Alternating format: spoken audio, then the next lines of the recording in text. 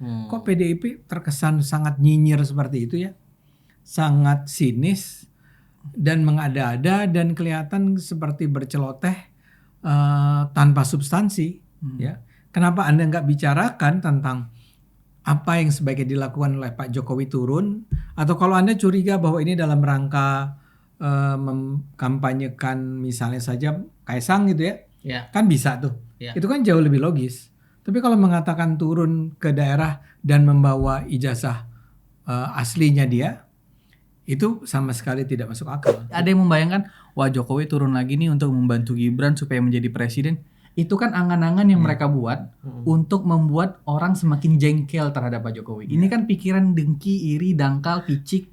Yang menurut saya yang harusnya lu komentari itu kebijakan publik, bukannya Pak Jokowi. Mau Pak Jokowi besok ke NTT, ke Lampung, apa urusannya gitu. Sejarah politik kita sebelumnya sudah menunjukkan Jokowi itu popularitasnya sangat tinggi. Kalau dia diserang, itu serangan itu mantul balik, Bang. Iya. Nggak membawa dampak elektoral gitu loh. Makanya ketika dulu saya juga nggak percaya teori itu. Tapi ketika terbukti ternyata benar teori ini. Popularitasnya tinggi, ketika dia diserang orang-orang itu malah nggak happy.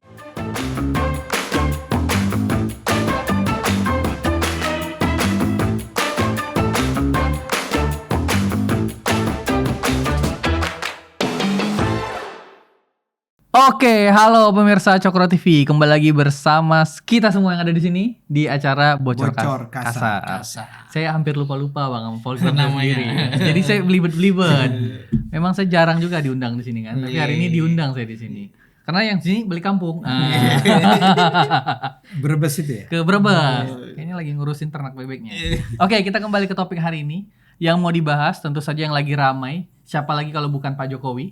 Oke. Yang dimana kalau kita baca media mainstream belakangan ini, media sosial rame kalau misal Pak Jokowi punya niatan untuk keliling lagi dalam rangka bertemu dengan masyarakat. Ya.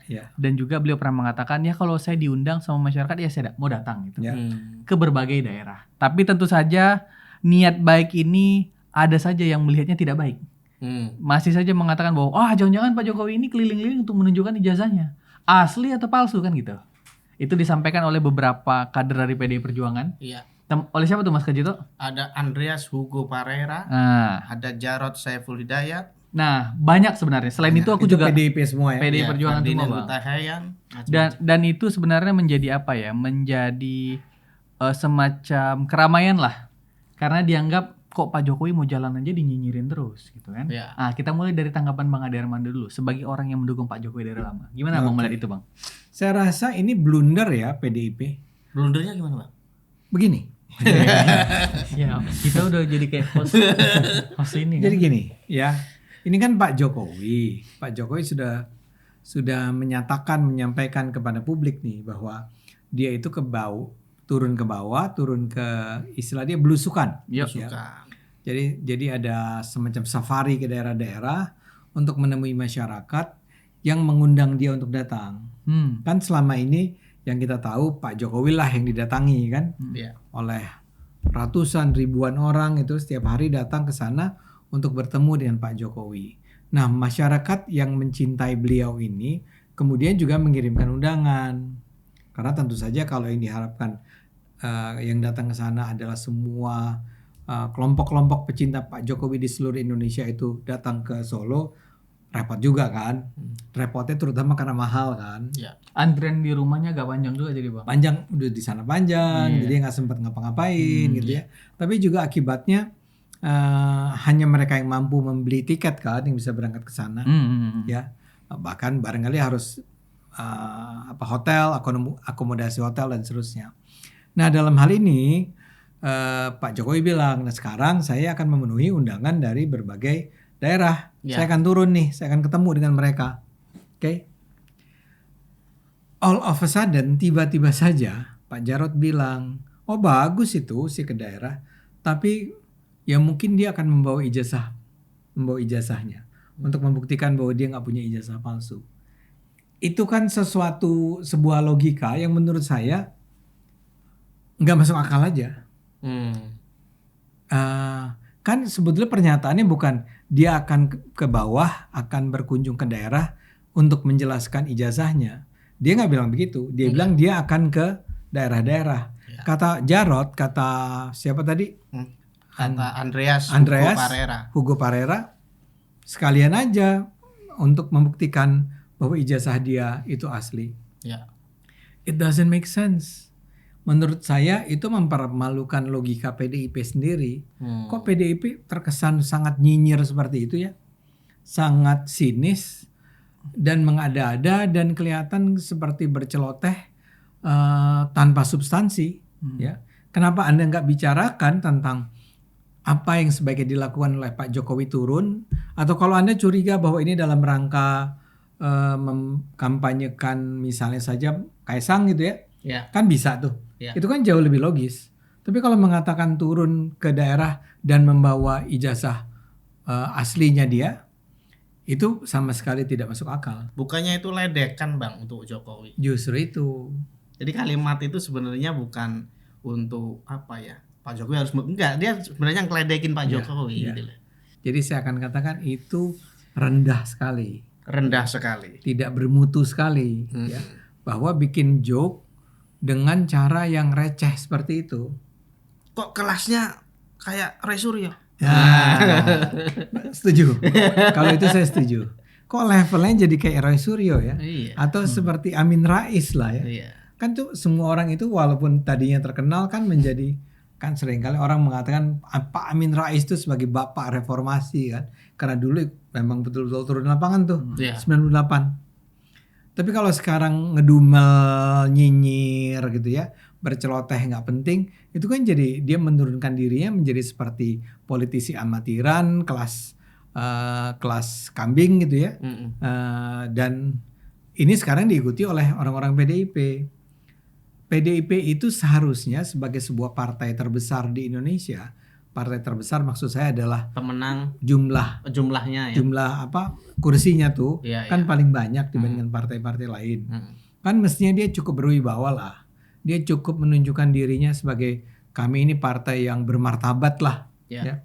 Berkomentar lah secara bermartabat.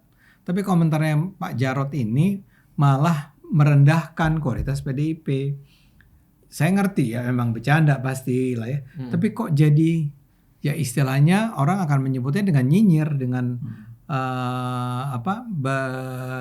berceloteh tanpa ada substansi. Ya satu lagi Bang, ini kan agak aneh ya.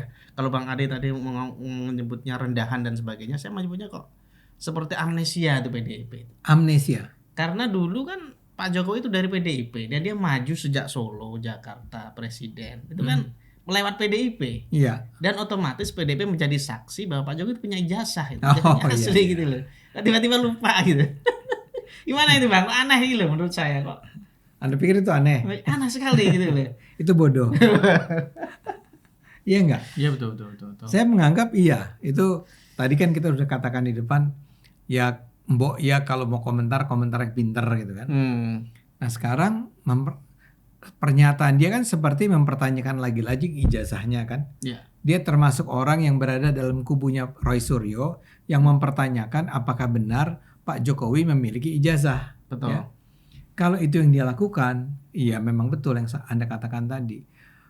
PDIP itu sejak 2000 pertama kali Pak Jokowi maju sebagai wali kota Solo 2005 ya. 2006 2005 lah ya. Iya mungkin. Nah, kan dari sana sudah dari PDIP kan dia. Dari PDIP. Iya. Kemudian ke Jakarta PDIP juga. Ke nasional PDIP juga. Kalau di semua proses itu PDIP sebetulnya tidak tahu apakah Pak Jokowi ini betul-betul lulusan UGM, ya kelewatan. Kan Anda yang mengantar, Anda yang ngurusin. Kan Anda harusnya udah lihat lah. Saya jadi anggota waktu jadi calon anggota DPR, kan juga banyak dibantu oleh PSI untuk ngurusi harus ada ini, surat ini, sudah punya ini enggak, sudah punya syarat-syaratnya terpenuhi. Syarat-syaratnya sudah terpenuhi tidak, diliatin tuh. Apa aja nih gitu kan. Maksudnya supaya jangan saya datang ke, kita daftar kemana ya? KPU kan. Ketika sampai di KPU ternyata ini nggak ada gitu kan. Karena itulah dibantu oleh teman-teman PSI just to make sure bahwa semua udah lengkap ya. Nah ini kan mestinya juga bayangin Pak Jokowi wali kota lagi, gubernur, presiden. Masa orang-orang PDIP nggak ada yang ngecek Punya jasa nggak? Iya. Gitu kan? ini benar gak sih? Gitu. Walaupun kemudian setelah mengatakan itu, saya memang ingat ada orang-orang yang bilang, wah kalau PDIP sih memang caleg-calegnya tuh banyak yang ijazah-ijazahnya dibikin belakangan. Oh, ada kasus Tapi ini rumor. Oh, rumor. Rumornya begitu. Iya. Itu sebetulnya ada banyak orang PDIP yang untuk anggota DPR kan minimal SMA ya. Ya, SMA. Ya, SMA. Ini ada juga yang bahkan nggak lulus SMA. Itu katanya nih rumornya penonton jangan masukkan ke hati sebagai sebuah fakta ya, fakta hukum apalagi. Kayak ini rumornya memang begitu dia. Barangkali cara yang sama dia pikir juga dilakukan oleh Pak Jokowi. Masalahnya Pak Jokowi itu sudah berulang kali bisa menunjukkan bahwa memang asli itu. Orang-orang UGM-nya sendiri udah bilang bahwa itu asli. Iya. Rektornya bilang asli. Iya. Jadi memang agak aneh nih PDIP. Iya enggak? Iya. Anda benar, sendiri berpandangan gimana? Iya, saya herannya tadi saya bilang itu amnesia kan karena Ah. memang itu kan sudah sejak awal berangkatnya dari PDIP, kecuali dari partai lain wajar lah PDIP hanya pendukung, dia pengusung gitu.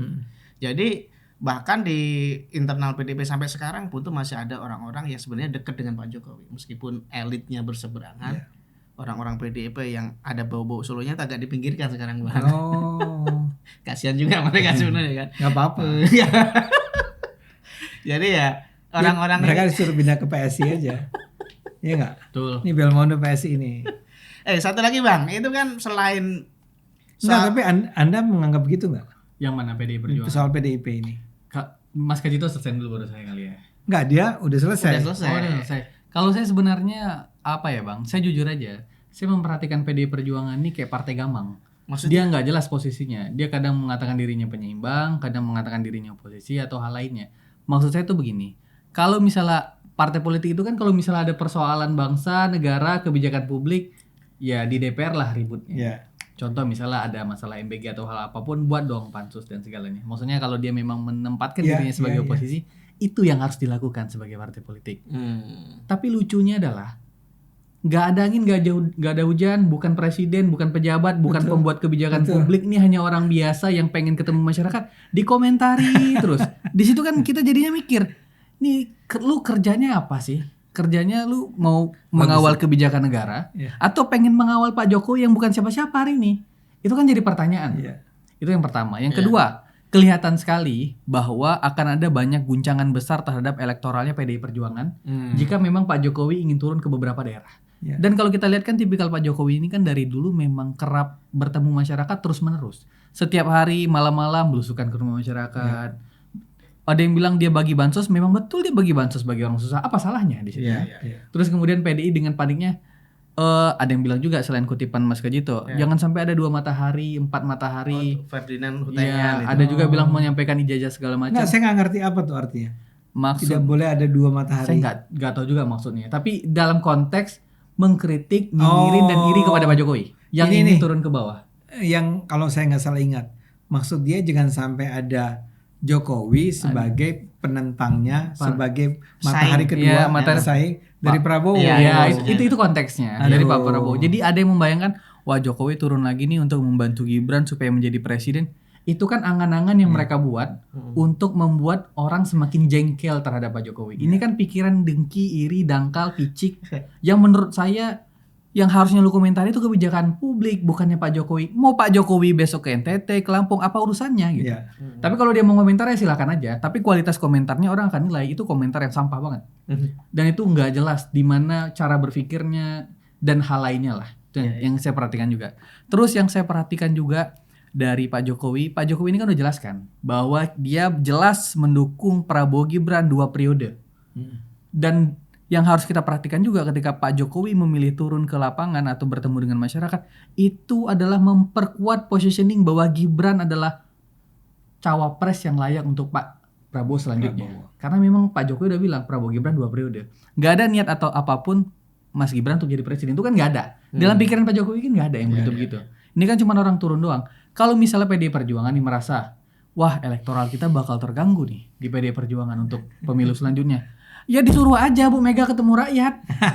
Atau misalnya AHY pengen jadi capres, ya suruh aja Pak SBY ketemu rakyat. Kenapa Pak Jokowi ketemu rakyat dia marah-marah? Ini kan nggak jelas jadinya. Itu yang saya perhatikan. Komentar lu nggak berbobot sekali. Gitu. Apalagi mengomentari orang biasa. Kalau misalnya PDI kan menganggap dirinya bahwa oposisi lah atau penyimbang, itu kan agak gampang. Kalau lu merasa memang ingin kawal kebijakan pemerintah dan merasa lu adalah bagian dari oposisi Pak Prabowo, walaupun kemarin gandengan tangan segala macam gitu ya, buat pansus di DPR. Tuh MBG digeledah kejaksaan misalnya. Itu tugas DPR PDI harusnya gitu jadi partai politik itu loh maksud saya. Kerjanya jelas gitu. Ini enggak pengennya kritik Jokowi terus tapi giliran urusan pemerintahan Pak Prabowo canggih, Pak Prabowo paten Allah. Maksud saya cara politisi partai politik melihat persoalan itu juga harus jelas. Jangan sampai kualitasnya di situ-situ aja. Masa diurus sisi orang biasa itu dari saya. Saya ini saya nggak boleh saya nggak boleh lanjut nanti mana-mana saya. Boleh lanjut tapi nanti. Tapi saya lagi kagum nih sama Belmondo. Dan saya merasa bahwa Anda tahu dong saya udah mundur dari PSI kan. Tapi sekarang melihat dia nih di PSI seperti ini nih kualitasnya. Oh dia masih di PSI? Oh dia di PSI. Ini bintang PSI nih di depan. Jadi saya merasa nggak apa-apa lah saya mundur tapi nanti ada orang-orang seperti Belmondo nih. Saya di PSI karena Pak Jokowi. Luar biasa. Tapi yang dia sebut pertama kali tadi adalah kita tuh seperti lupa bahwa Pak Jokowi sekarang sudah bukan lagi menjadi pejabat, tidak lagi menjadi bahkan pemilik perusahaan, pemimpin organisasi, kan nggak ada. Ya. Terus dia mau turun, ketemu masyarakat. Ini dari mana? Atau gimana ceritanya bahwa PDIP sebagai sebuah partai politik harus bicara sedemikian tidak satu suara kan, tidak satu orang yang ngomong, beberapa orang dan ini orang-orang terkenal. Siapa aja Anda bilang tadi? Pertama adalah Andreas Hugo Parera,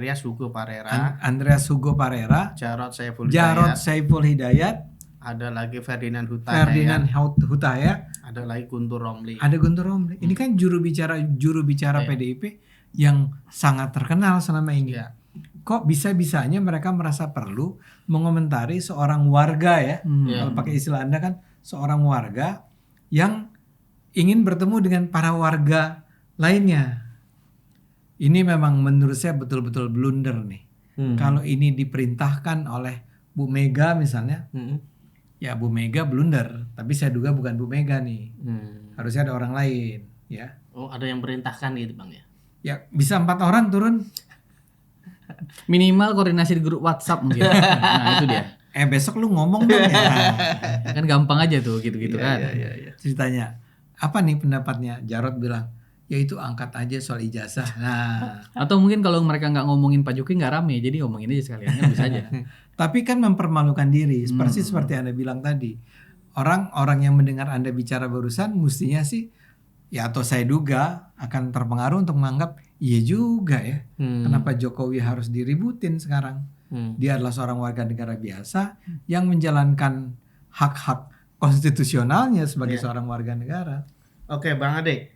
Selain soal ijazah yang gak ada kaitannya dengan belusukan Jokowi, belusukan itu sendiri, ini Guntur Romli ya yang komentar bahwa itu belusukan kan supaya ngangkat promosi PSI aja gitu.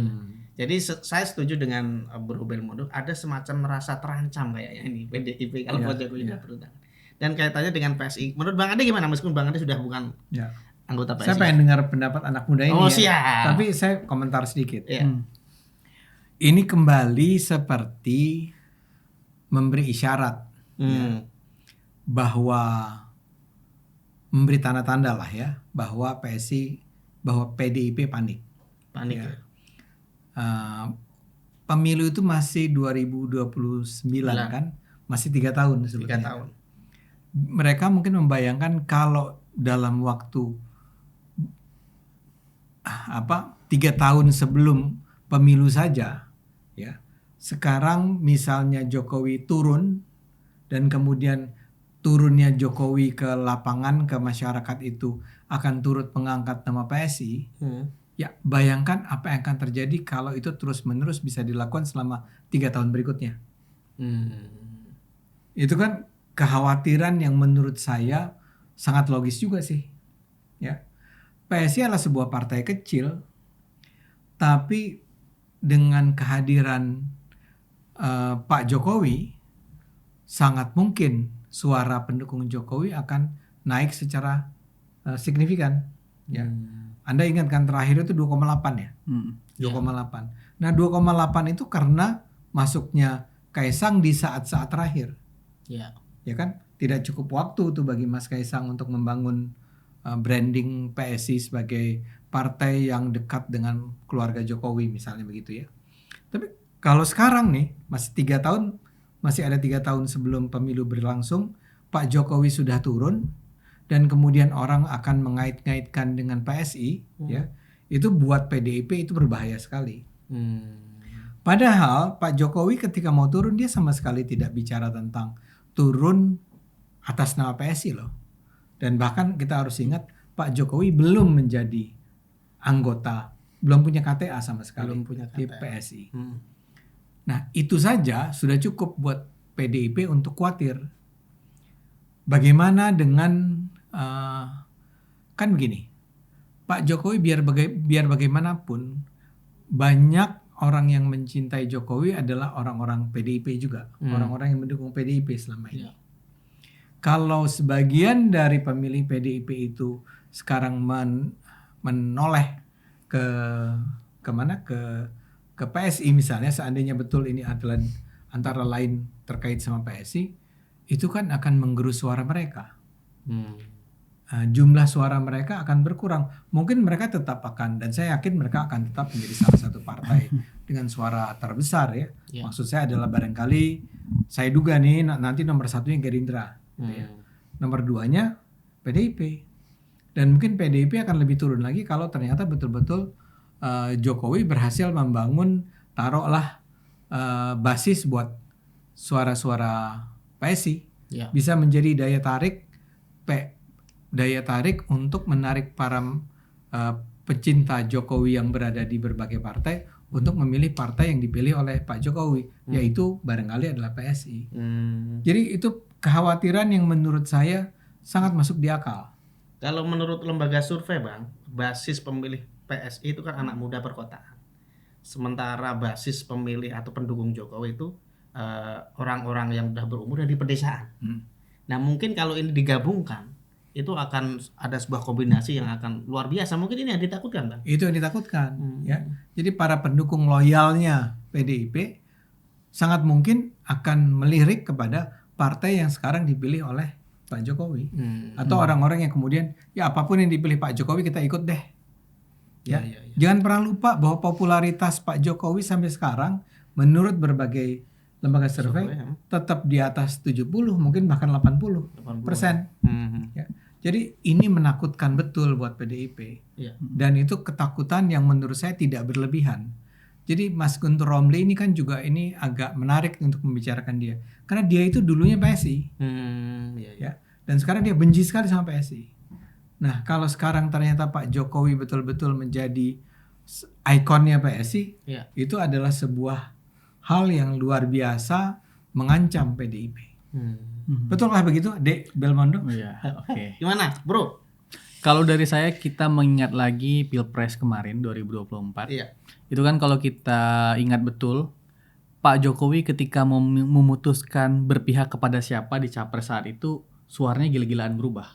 Yang awalnya Ganjar tinggi sekali, kemudian pindah ke Pak Prabowo yang tinggi Ganjarnya turun. Dari data itu bisa membuktikan bahwa kehadiran Pak Jokowi dalam permainan elektoral itu nyata besar. Betul.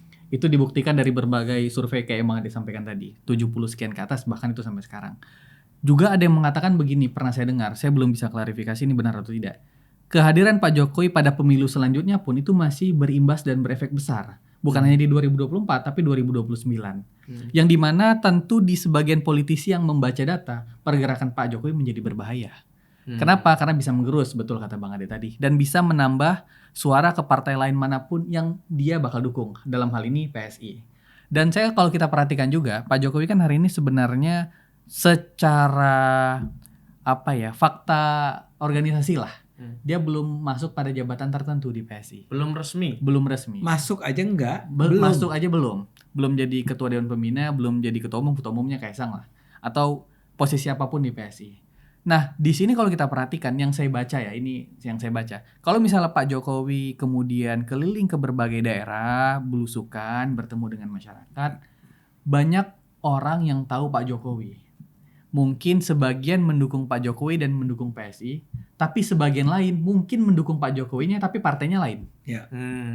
Jadi ada dua jenis. Ya. Mendukung Pak Jokowi dan PSI, mendukung Pak Jokowi tapi dia mendukung partai lain karena dia mencintai sosoknya. Ya. Nah, apakah ini punya dampak bagi PSI? Tentu punya, tapi menurut saya nggak akan sebesar itu. Beda cerita kalau misalnya menurut saya Pak Jokowi menjadi ketua dewan pembina atau dalam hal ini ketua umum misalnya. Mungkin dalam bayangan saya suara elektoral PSI bisa kedongkrak sampai 9-10%. Karena kekuatan elektoral Pak Jokowi sebesar itu. Ya. Dan keterkenalan, ketersukaan terhadap Pak Jokowi tinggi sekali. Dan kalau kayak Mas Kajika bilang, pemilih PSI kan adalah perkotaan dan Pak Jokowi adalah pedesaan. Ya. Dari segi umur juga berbeda. Nah, itu akan menjadi sangat eksponensial.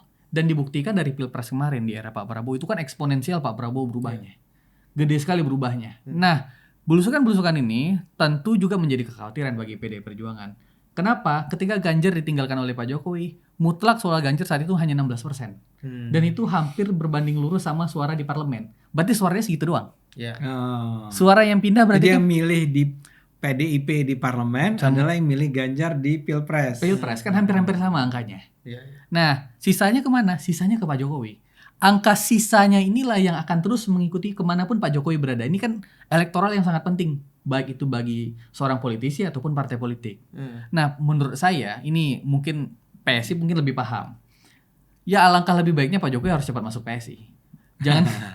Jangan kemudian Pak Jokowi keliling tanpa titel pimpinan partai tertentu, karena pasti efeknya nggak akan sekuat itu. Tapi beberapa relawan agaknya keberatan. Itu dikuatkan oleh ketika Kaisang udah menjadi ketua umum partai ketika pemilu belum diadakan. Walaupun orang tahu itu adalah anak dari Pak Jokowi. Walaupun relawan setuju nggak setuju, tapi hitungan elektoral menjadi penting di sini. Jangan kemudian ada sebuah momentum bagus, tapi kita meninggalkan itu. Nah itu disayangkan. Sedangkan PDI udah keluar-keluar untuk nyinyirin, kritik dan segala macam, jadinya sia-sia.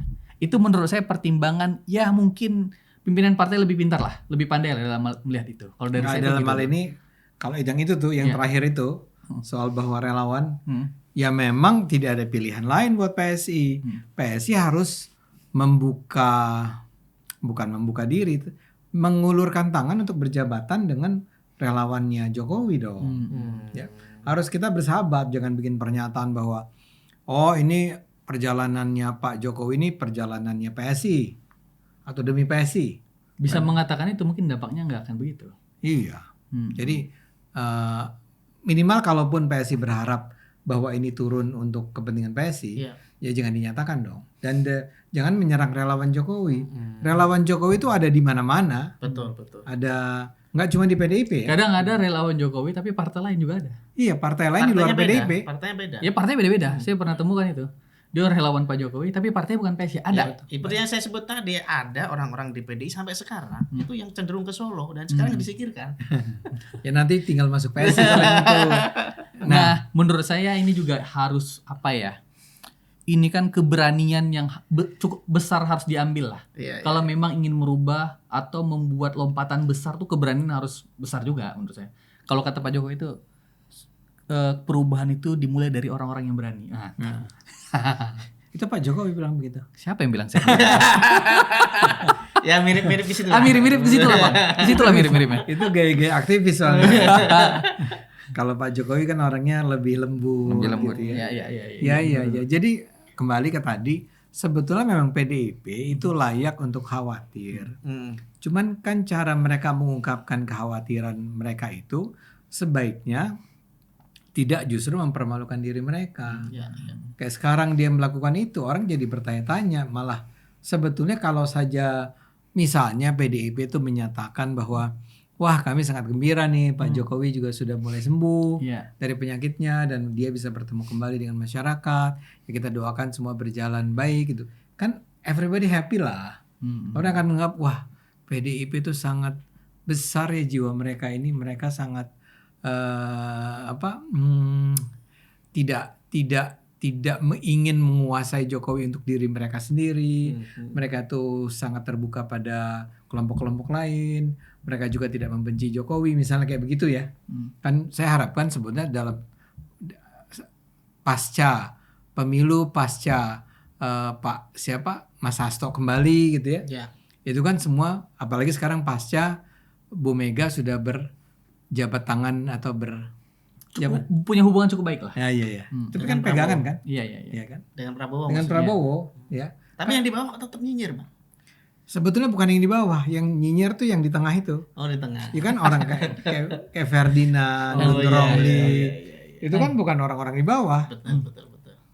Tapi justru mereka adalah juru Berarti bicara. beda antara pimpinan sama bawah. Enggak, barangkali yang di bawah itu kan seperti Anda katakan tadi ya, ya. Bukan yang 16% nih. Kalau yang 16% sih barangkali udah juga anti Jokowi ya. Saya duga ya. Ya. Tapi yang sisanya yang cukup besar itu kan sebetulnya adalah orang-orang yang menghormati Pak Jokowi ya. Bahkan mungkin mencintai Pak Jokowi, tapi mereka masih merasa diri mereka adalah bagian dari PDIP gitu kan. Atau mereka masih mengagumi tokoh-tokoh PDIP. Nah mereka ini kan perlu ditarik hatinya. Tapi kalau gayanya seperti ini nih PDIP-nya, kan justru membuat orang menjadi curiga gitu ya terhadap PDIP. Kenapa PDIP harus bersikap sesinis, senyinyir, senegatif itu terhadap Pak Jokowi dan terhadap PSI. Dan ingat PSI itu masih adalah partai yang belum lolos masuk ke parlemen. Anda itu partai terbesar di parlemen. Kok Anda menjadi serba ketakutan ketika melihat partai kecil yang sebetulnya bisa Anda anggap sebagai bukan pesaing Anda, itu sekarang mendapat tambahan kekuatan karena kemungkinan Pak Jokowi akan bergabung dengan mereka. Kenapa bersikap sedemikian reaktif? Nah itu yang mengherankan Bang, seolah-olah memang nggak ada yang paham peta politik. Padahal kan seperti yang kata Bro Belmondo tadi, sejarah politik kita sebelumnya sudah menunjukkan Jokowi itu popularitasnya sangat tinggi. Kalau dia diserang, itu serangan itu mantul balik Bang. Iya. Nggak membawa dampak elektoral gitu loh. Makanya ketika dulu saya juga nggak percaya teori itu.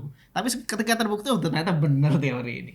Popularitasnya tinggi, ketika dia diserang orang-orang itu malah nggak happy gitu loh. Iya. Itu sebenarnya kalaupun mau cara menggoyangnya ya harus dirangkul malah, bukan diserang. Dan ini kok nggak belajar dari sana itu loh, masih diserang juga. Karena faktanya apapun isu ya yang mulai jasa entah apapun lah, MK apapun itu isu yang dilekatkan, masyarakat di bawah tuh nggak peduli Bang, apalagi yang di pedesaan itu ya. Yo apalagi. Iya, mereka tuh nggak peduli dengan isu-isu yang canggih semacam itu. Nah, menurut orang-orang di Jakarta ini ya, terutama elit-elit partai politik itu penting, padahal nggak penting gitu loh, karena di lapangan faktanya nggak itu. Seperti jasa Pak Jokowi misalnya, itu kan berapa 70% sekian tuh nggak percaya dari dulu itu. Bahwa itu palsu. Nah, apalagi sekarang, ketika Roy Suryo kelihatan udah keteteran kayak gitu kan, tambah nggak percaya. Ini gimana Bang, kok apa nggak ada konsultan politik di sana atau gimana itu Bang? Kalau saya gini, politisi itu kan konsepnya gini. Lebih bagus dibicarakan baik itu positif negatif dibanding tidak dibicarakan sama sekali.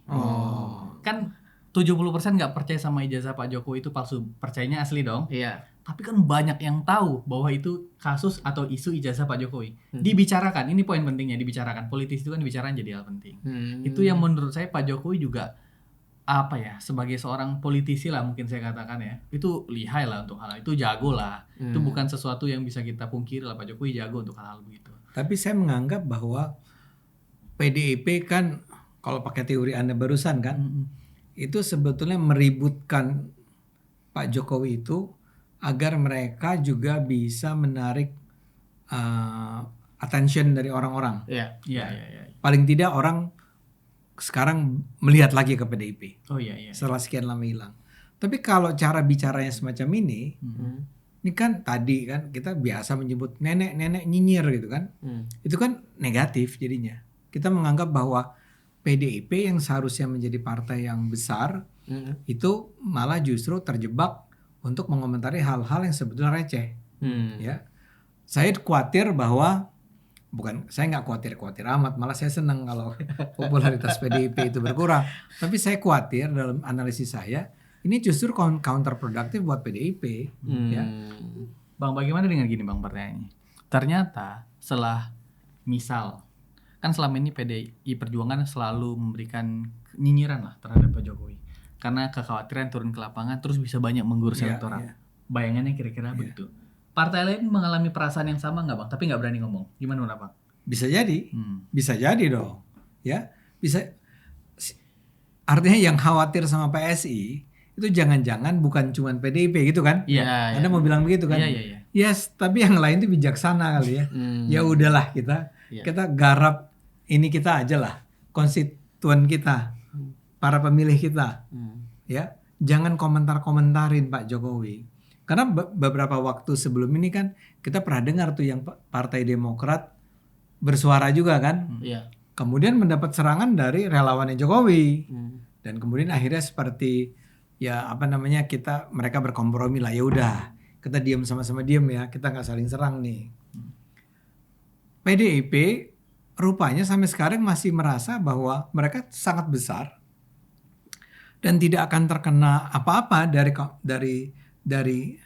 bumerang efek ini, nggak akan terkena pada mereka. Mereka akan cukup kuat untuk menghadapi itu. Nah, dalam hal ini makanya pertanyaan Anda tentang konsultan politik itu menjadi penting. Karena saya menduga bahwa di PDIP itu sebetulnya tetap berkuasa adalah para senior yang sudah terbiasa dengan budaya politik masa lalu itu. Yang hajar gitu ya, karena mereka besar, mereka bisa menghajar yang lain kan. Nah, orang-orang ini barangkali masih merasa bahwa mereka hidup di masa lalu nih, di masa PDIP sedang berjaya ya, termasuk Bu Mega kan. Bu Mega masih percaya bahwa PDIP itu berjaya, dan kalau apapun yang mereka lakukan sebetulnya masih diikuti dengan loyal oleh para pendukungnya. Jadi kemungkinan besar memang tidak ada konsultan politik independen yang memberi mereka masukan tentang what should be done, apa yang harus dilakukan, apa yang sebaiknya tidak dilakukan. Mereka ngikuti naluri politik mereka di masa lalu aja sekarang. Insting politik seperti itu. Bahkan yang muda seperti Guntur itu kan relatif lebih muda lah ya dari yang lain. Itu masih berpikiran dengan cara yang sama. Dan saya duga kalau ini dilanjutkan, diteruskan oleh PDIP, ini akan menghancurkan PDIP. Atau paling tidak mengurangi secara signifikan suara mereka di mana-mana, di pemilu misalnya. Oke? Mantap kali. Ada lagi Bro Bel? Gak ada dari saya, ya udah kita tunggu aja Pak Jokowi belusukannya pasti ramai. Di mana ada Pak Jokowi di situ ada keramaian. Oke, silakan. Lanjut. Bro Bel yang closing dong. Kan yang buka tadi situ. Saya harus closing gimana ya? Terima kasih. Mas itu yang closing lah. Oh siap. Oke, terima kasih Bang Ade. Ini anak muda, politisi muda ini ternyata tidak tahu cara menutup. Bisa udah lupa Bang. Dulu kan dia maksudnya di sini. Aku kalau tadi buka gampang, tapi gampang. Ya, oke, terima kasih Bang Ade, Bro Belmundo. Demikian penonton Cokro TV, kita akan ketemu lagi dalam program Bocor Kasar berikutnya. Sampai jumpa. Salam. Sampai jumpa.